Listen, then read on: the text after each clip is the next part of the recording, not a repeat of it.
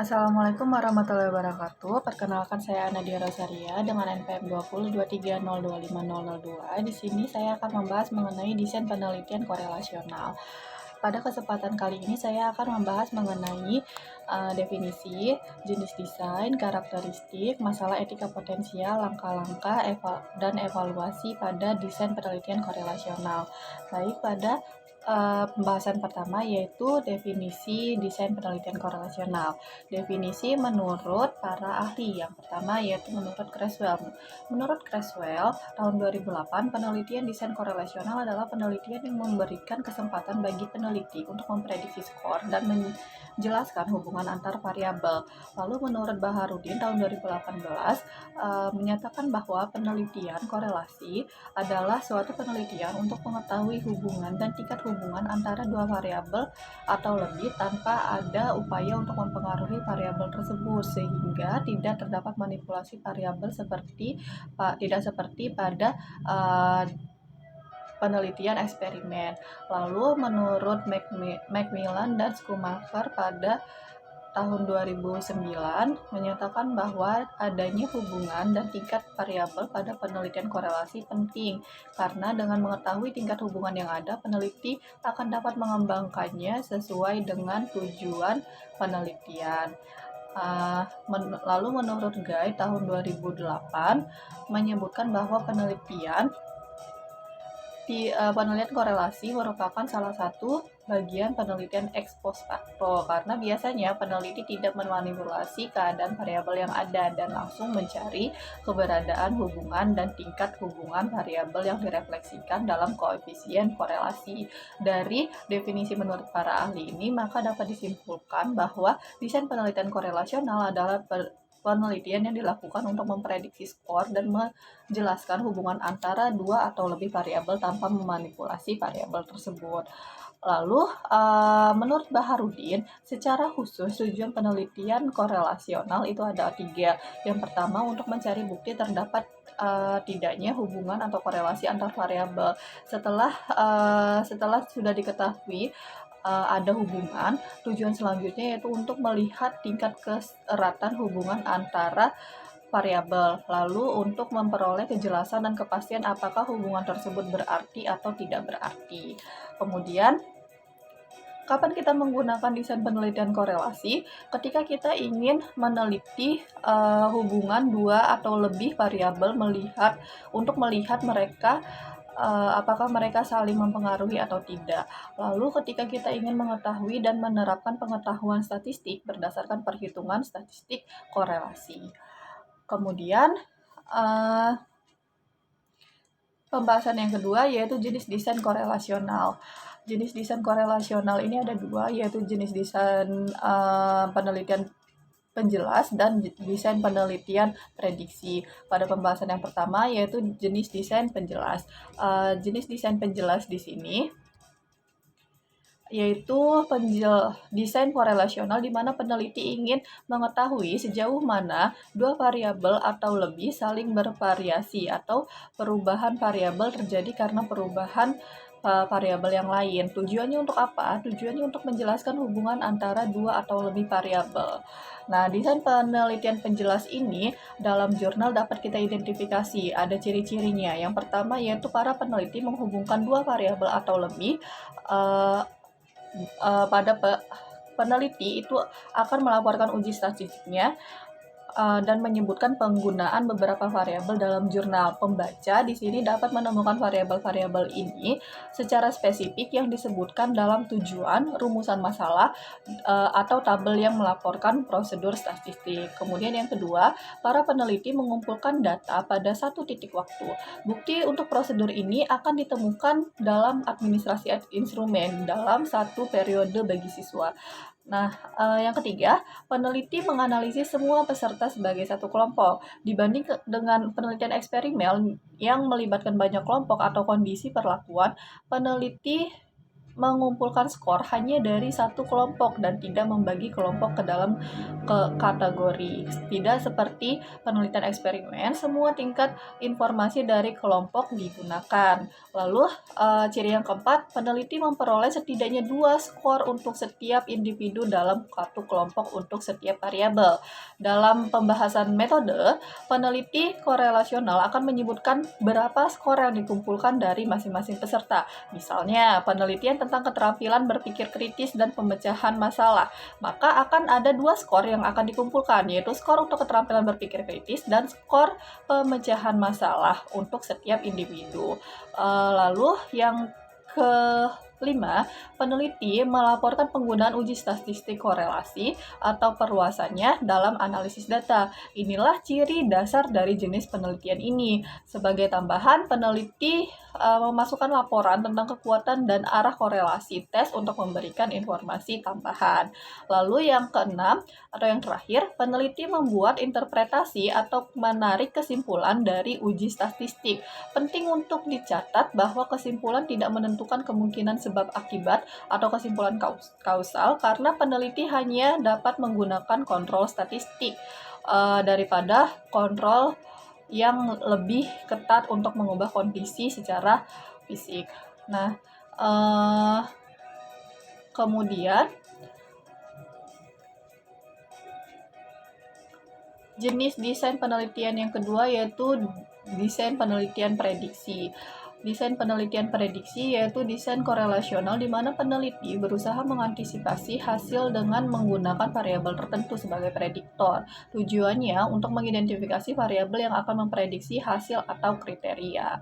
Nah, di sini juga pada desain penelitian prediksi juga ada ciri-cirinya pada yang dapat diidentifikasi pada jurnal, yaitu yang pertama, penulis biasanya memasukkan kata prediksi dalam judul. Mungkin juga ada dalam pernyataan tujuan atau pernyataan penelitian. Lalu yang kedua, para peneliti biasanya mengukur variabel prediktor pada satu titik waktu dan variabel kriteria pada titik waktu yang berikutnya.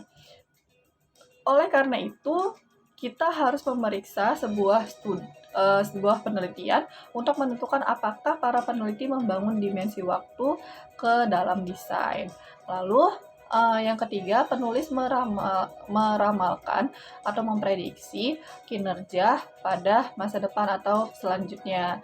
Mereka biasanya menyatakan maksud ini dalam pernyataan tujuan atau dalam pernyataan penelitian. Kemudian, karakteristik pembahasan yang ketiga, yaitu karakteristik penelitian korelasional. Karakteristik kunci desain korelasional ini ada 3, yaitu tampilan skor yang terdiri dari diagram sebar dan matriks, kemudian asosiasi atau hubungan antara skor terdiri dari 3 arah, bentuk, dan kekuatan. Lalu yang ketiga, analisis variabel ganda ada 2, yaitu korelasi parsial dan regresi berganda. Kita masuk ke yang tampilan skor terlebih dahulu. Tampilan skor ada diagram sebar dan matriks ya. Yang pertama kita bahas adalah yang diagram sebar. Nah, pada diagram sebar ini peneliti memplotkan skor antara 2 variabel pada grafik untuk memberikan gambaran visual dari bentuk skor. Hal ini memungkinkan peneliti untuk mengidentifikasi jenis hubungan di antara variabel dan menemukan skor ekstrim. Yang terpenting, plot ini dapat memberikan informasi yang berguna tentang bentuk hubungan, apakah skornya linier mengikuti garis lurus atau lengkung mengikuti bentuk U. Ini juga menunjukkan arah hubungan, misalkan skor naik dan skor yang lainnya naik juga, dan tingkat hubungan, apakah hubungannya sempurna dengan koefisien korelasinya 1 atau kurang dari sempurna. Nah, sebuah plot membantu menilai hubungan antara 2 skor atau untuk partisipan atau untuk objek penelitiannya. Sebuah plot atau diagram sebar adalah gambar yang ditampilkan pada grafik dua set skor untuk peserta. Skor ini biasanya diidentifikasikan sebagai X dan Y, dengan X nilai yang direpresentasikan pada sumbu horizontal dan Y nilai yang direpresentasikan pada sumbu vertikal. Satu titik menunjukkan di mana skor X dan skor Y berpotongan untuk satu individu. Berikut ini ada tabel ya, di sini ada gambar. Ini adalah gambar diagram sebar. Nah, dari diagram itu dapat kita ketahui bahwa variabel jam penggunaan internet itu diplotkan pada sumbu X ya, ke sumbu horizontal, lalu variabel depresi diplotkan pada sumbu Y atau sumbu vertikal. Kemudian setiap siswa dalam penelitian ini memiliki 2 skor, satu untuk jam penggunaan internet per minggu dan satu untuk depresi. Kemudian tanda titik di situ, tanda titik yang di sini ya, itu menunjukkan skor untuk setiap individu tentang depresi dan jam penggunaan internet setiap minggu. Ada 10 skor kalau dilihat. Ada 10 skor pada grafik, satu untuk setiap peserta dalam studi. Kemudian yang kedua masih di tampilan skor, yaitu matriks korelasi atau correlation matrix. Nah, matriks korelasi ini menyajikan tampilan visual dari koefisien korelasi untuk semua variabel dalam sebuah penelitian. Nah, dalam penelitian ini mencantumkan semua variabel pada baris horizontal dan kolom vertikal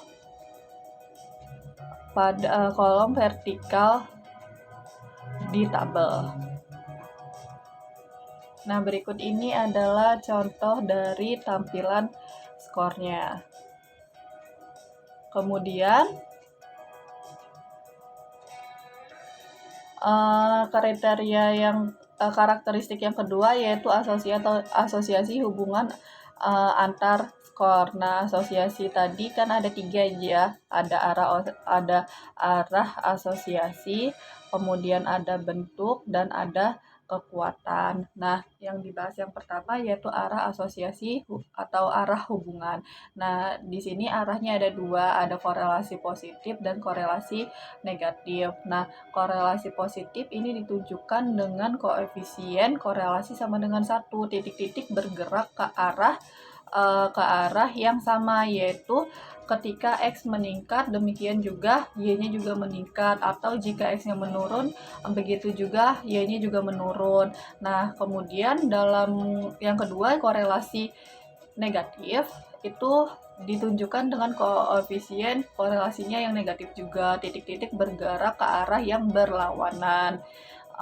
Yaitu ketika X-nya meningkat, Y-nya menurun. Ketika X-nya menurun, Y-nya meningkat.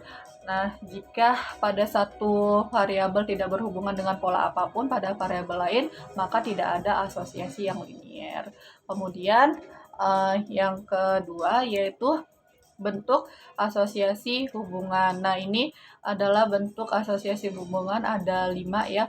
Pada dasarnya bentuk asosiasi ini dibagi menjadi 2, hubungan linier dan hubungan non-linier atau hubungan tidak berkorelasi. Nah, yang digambar A sama gambar B itu merupakan hubungan linier, di mana pada gambar bagian A itu menggambarkan hubungan linier positif dari skor, di mana skor rendah atau tinggi pada suatu variabel berhubungan dengan skor rendah atau tinggi pada variabel yang kedua.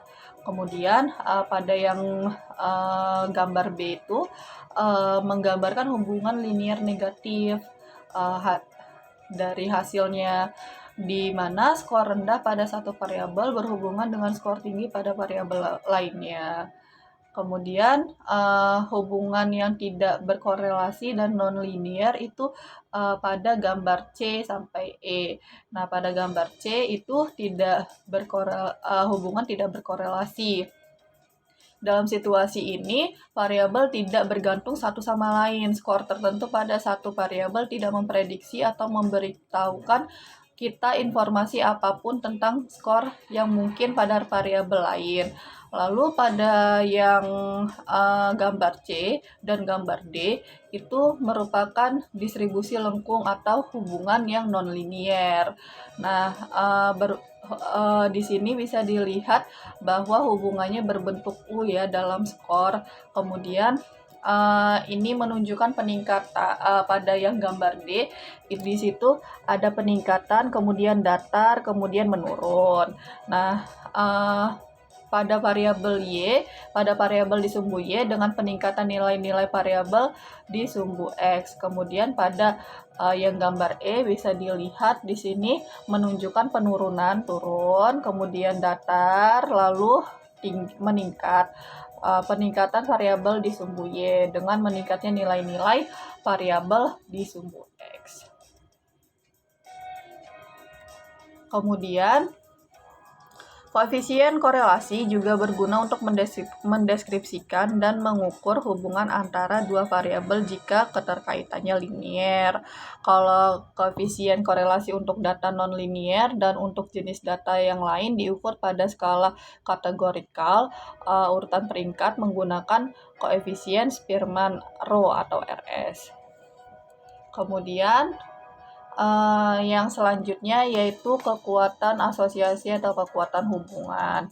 Nah, derajat asosiasi berarti bahwa hubungan antara dua variabel atau kumpulan skor adalah koefisien korelasi negatif 1 hingga positif 1 dengan 0,0 menunjukkan tidak ada hubungan linier sama sekali. Nah, hubungan antara dua set skor ini mencerminkan apakah ada hubungan yang konsisten dan dapat diprediksi antara skor. Kemudian, peneliti korelasional menafsirkan besarnya korelasi dengan angka yang menunjukkan kekuatan dan tanda valensi yang menunjukkan arah positif 1 hingga negatif 1. Statistik memberikan ukuran besarnya hubungan antara dua variabel tersebut. Meskipun korelasi mengukur derajat hubungan, banyak penelitian lebih memilih untuk mengkuadratkan korelasi dengan menggunakan nilai yang dihasilkan untuk mengukur kekuatan hubungan. Kemudian di sini ada ada standar atau panduan umum yang menunjukkan apakah ukuran koefisien memberikan informasi yang berarti tentang kekuatan asosiasi antar dua variabel atau tidak. Nah, panduan ini tersedia di Cohen dan Manion tahun 1994. Pertimbangannya yaitu pada 0,20 sampai 0,35, artinya hanya ada sedikit hubungan.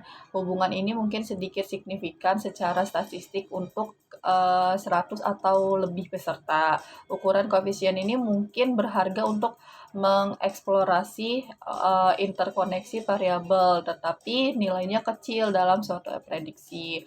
Kemudian dari range 0,35 sampai 0,65, ketika korelasi di atas 0,35 mereka berguna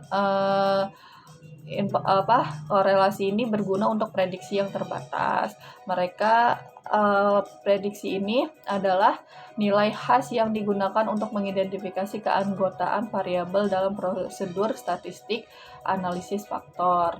Kemudian range 0,66 sampai 0,85, ketika korelasi termasuk kisaran ini, prediksi yang baik dapat dihasilkan dari satu variabel ke variabel yang lain. Koefisien dalam kisaran ini akan dianggap sangat baik. Kemudian ketika koefisien korelasinya 0,6 ke atas. Nah, korelasi dalam kisaran ini biasanya dicapai untuk studi validitas konstruk atau uji reliabilitas tes ulang. Bahkan peneliti ingin korelasi uji reliabilitas dan validitasnya setinggi ini. Ketika dua atau lebih variabel terikat, korelasi setinggi ini jarang tercapai, dan jika dihasilkan maka dua variabel sebenarnya mengukur sifat dasar yang sama dan mungkin harus digabungkan dalam analisis data. Kemudian karakteristik yang ketiga yaitu analisis variabel ganda. Analisis variabel ganda ini tadi ada dua jenis ya, ada korelasi parsial dan ada regresi berganda. Nah, pada korelasi parsial, jenis variabel dalam banyak situasi penelitian terdapat 3 atau 4 variabel sebagai prediktor hasil. Jenis variabel yang disebut variabel mediasi atau Fanning berdiri di antara variabel independen dan dependen dan mempengaruhi keduanya. Nah, variabel ini berbeda dari variabel kontrol yang mempengaruhi hasil dalam eksperimen. Menggunakan korelasi parsial untuk menentukan jumlah varians yang dijelaskan oleh variabel intervening baik dalam variabel independen maupun dependen. Nah, di sini ini ada tabelnya ya. Di sini ada di sini dari gambar ini yang menunjukkan korelasi bivariat atau dua variabel di sisi yang sebelah kiri dan analisis korelasi parsial atau tiga variabel di sisi yang kanan. Nah, kita asumsikan bahwa seorang peneliti melakukan penelitian yang menghubungkan waktu tugas dengan prestasi belajar untuk anak sekolah menengah. Setelah mengumpulkan skor, peneliti menghitung koefisien korelasi dan dengan hasil ternyata 0,50.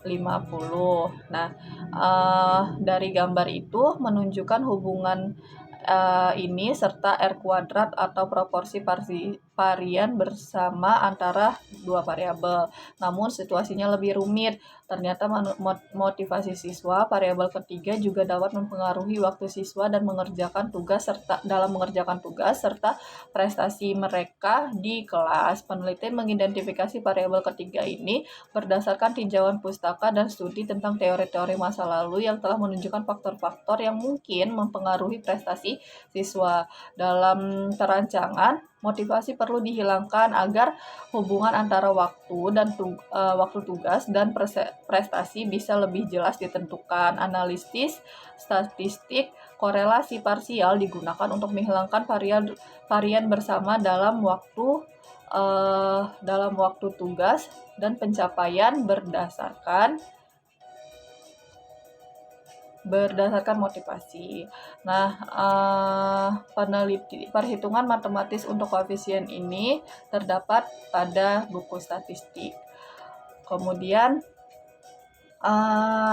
yang kedua yaitu regresi berganda. Nah, peneliti korelasi berganda menggunakan statistik korelasi untuk memprediksi skor yang dihasilkan untuk melihat apakah pengaruh beberapa variabel terhadap suatu hasil. Peneliti menggunakan analisis regresi. Garis regresi adalah garis yang paling cocok untuk semua titik skor pada grafik. Garis ini paling dekat dengan semua titik pada plot dan dihitung dengan menggambarkan garis yang meminimalkan jarak kuadrat titik dari garis. Nah, ini gambarnya. Di sini bisa dilihat ini ada garis lurus yaitu garis regresinya ya.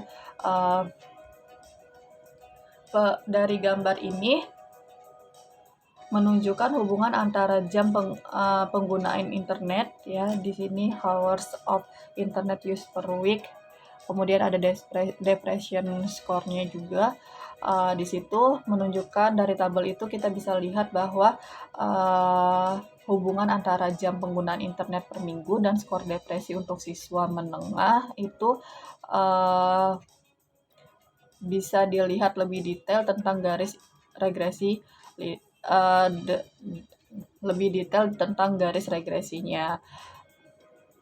Nah, perhitungan garis ini memiliki nilai untuk memprediksi skor pada hasil, yaitu pada depresinya dengan pengetahuan tentang prediktor, yaitu jam penggunaan internet per minggu. Berdasarkan rumus matematika, peneliti dapat menghitung dengan persamaan berikut ini. Y prediksi, B dikali X plus A, di mana Y itu adalah skor prediksi dan X itu adalah skor aktual jumlah jam penggunaan internet yang pada sumbu X ya. Kemudian B-nya itu kemiringan garis regresi disebut koefisien regresi tidak standar. Kemudian A itu adalah intercept atau konstanta nilai prediksi Y skor depresi ketika X sama dengan 0. Nah, misalkan nih ada peneliti mengharapkan individu yang menggunakan internet 14 jam per minggu mengalami depresi dengan skor 41. Skor ini dapat diperkirakan dengan menggambarkan garis vertikal dari skor untuk variabel sumbu X sampai ke garis regresi dengan regresi dan ke variabel sumbu Y. Alternatifnya dengan menggunakan rumus regresi. Jadi A-nya itu adalah 6, B-nya adalah 2,5 dan X-nya adalah 14. Maka Y-nya ada prediksinya 2,5 kali 14 tambah 6 sama dengan 41. Kemudian analisis variabel berganda yang kedua yaitu korelasi berganda. Nah, pertimbangan situasi yang lebih rumit di mana beberapa variabel dependen dapat digabungkan untuk berkorelasi dengan variabel tak bebas. Nah, regresi berganda atau korelasi ganda adalah prosedur statistik untuk menguji hubungan gabungan beberapa variabel dependen dengan beberapa variabel independen dengan satu variabel dependen. Dalam regresi, variasi variabel dependen dijelaskan oleh varians dari setiap variabel independen serta efek gabungan dari semua variabel dependen atau proporsi varian variabel dependen. Proporsi varian kriteria dijelaskan oleh semua prediktor yang ditunjukkan oleh R kuadrat. Persamaannya yaitu Y prediksi B1 kali X1, B2 kali X2 plus A, di mana Y-nya adalah nilai prediksi, B1-nya adalah konstanta untuk kemiringan X, B2 untuk X2, dan A-nya itu adalah titik potong. Misalkan asumsikan gradien untuk B1-nya 0,24, B2-nya 0,19, dan titik potongnya 10,77. Persamaan prediksi untuk dua variabel independen adalah Y prediksi sama dengan 0,24 dikali X1 ditambah 0,19 dikali X2 ditambah 10,77. Nah, jika kita ingin memprediksi skor individu pada sebuah kuis, misalkan dari waktu ke waktu, tugas yaitu pada X1 dan prestasi sebelumnya X2, peneliti akan mengganti skor mereka pada dua ukuran ini ke dalam rumus. Asumsikan bahwa waktu tugas adalah 10 dan pencapaian sebelumnya adalah 70. Skor prediksi dari kombinasi dua variabel independen ini adalah Y prediksi sama dengan 0,24 kali 10 ditambah 0,19 kali 70 ditambah 10,77. Maka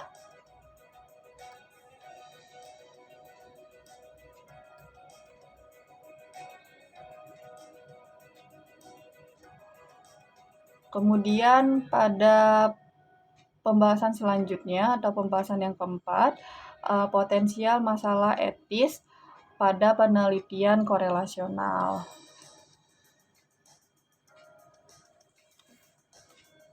Biasanya isu-isu etis dalam melakukan riset korelasional, isu-isu etisnya muncul dalam banyak tahapan proses penelitian korelasional, misalkan dalam pengumpulan data. Etika berhubungan dengan ukuran sampel yang memadai, kurangnya kontrol,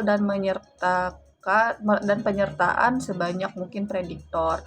Dalam analisis data, peneliti membutuhkan pernyataan temuan yang lengkap dengan memasukkan ukuran efek dan penggunaan statistik yang sesuai.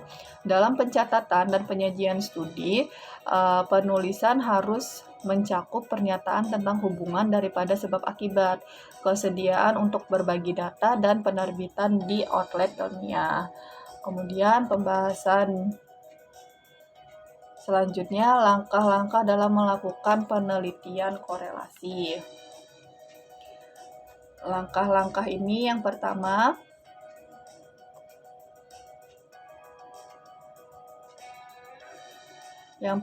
menentukan apakah studi korelasi terbaik mengatasi masalah penelitian. Nah, sebuah studi korelasi digunakan ketika ada kebutuhan untuk mempelajari masalah yang membutuhkan identifikasi arah dan tingkat hubungan antara dua set skor. Ini berguna untuk mengidentifikasi jenis hubungannya, menjelaskan hubungan kompleks dari berbagai faktor yang menjelaskan hasil dan memprediksi hasil dari satu atau lebih prediktor. Nah, penelitian korelasional tidak membuktikan suatu hubungan, sebaliknya ini menunjukkan hubungan antara dua atau lebih variabel. Kemudian yang langkah kedua yaitu identifikasi individu untuk diteliti. Idealnya kita harus secara acak memilih individu.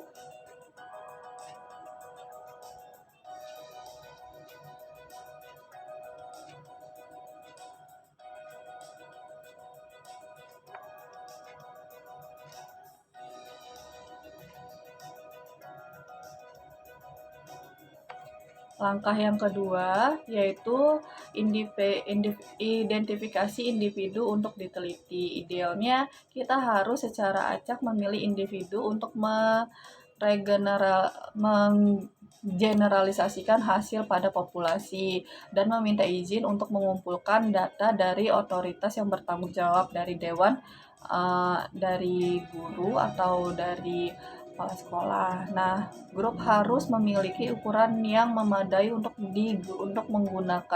menggunakan statistik korelasional seperti jumlahnya 30.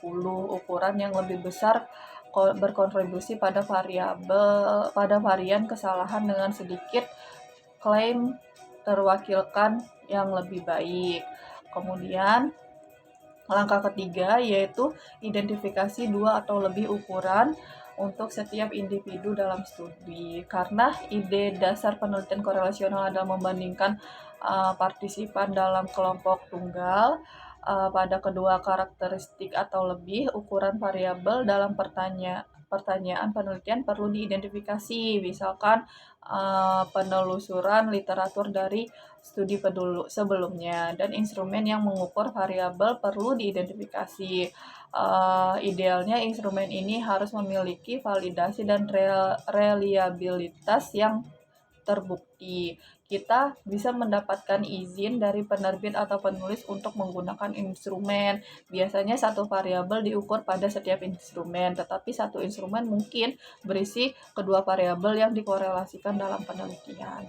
Kemudian langkah yang keempat yaitu kumpulkan data dan pantau potensi ancamannya. Langkah selanjutnya setelah langkah ketiga yaitu mengolah instrumen dan mengumpulkan setidaknya 2 set data dari setiap individu.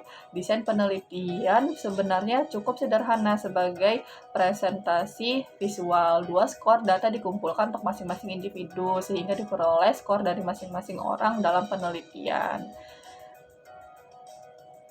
Situasi ini berlaku untuk menggambarkan hubungan antara dua variabel atau untuk memprediksi hasil tunggal dari variabel prediktor tunggal.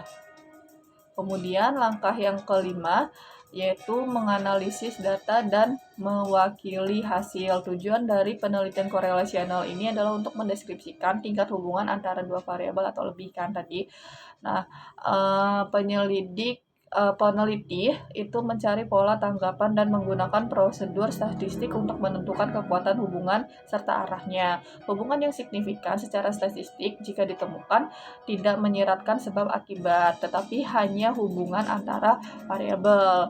Prosedur yang lebih ketat seperti yang digunakan pada penelitian eksperimen dapat memberikan kontrol yang lebih baik daripada yang digunakan dalam studi korelasional.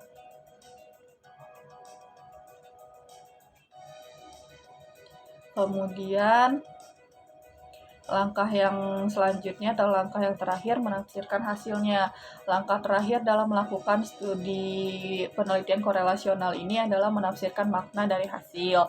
Hal ini memerlukan pembahasan tentang besaran dan arah hasil dalam penelitian korelasional, mempertimbangkan dampak variabel intervening dalam penelitian korelasi parsial, menafsirkan bobot regresi variabel dalam analisis regresi, dan mengembangkan dalam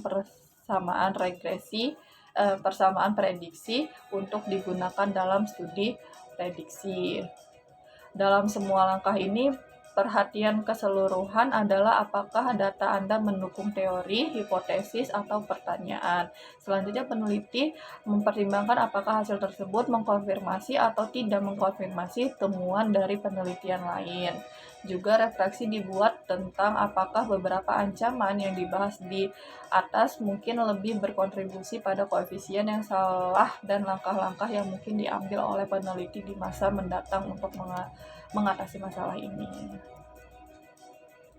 Kemudian evaluasi pada studi korelasi. Bagaimana kita mengevaluasi studi korelasi?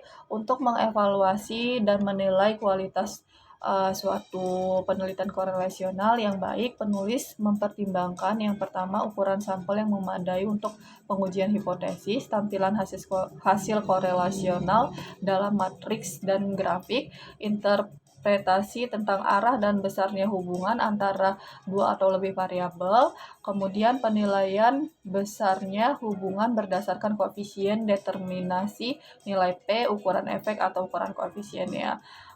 Lalu pilihan statistik yang sesuai untuk analisis, identifikasi variabel prediktor dan kriteria. Jika model visual dari hubungan tersebut dikembangkan, peneliti menunjukkan arah yang diharapkan dari hubungan antar variabel atau arah prediksi berdasarkan data yang diamati. Kemudian yang terakhir, identifikasi yang jelas dari prosedur statistik. Baik, terima kasih. Sekian dari pembahasan saya mengenai desain penelitian korelasi. Saya akhiri. Wassalamualaikum warahmatullahi wabarakatuh.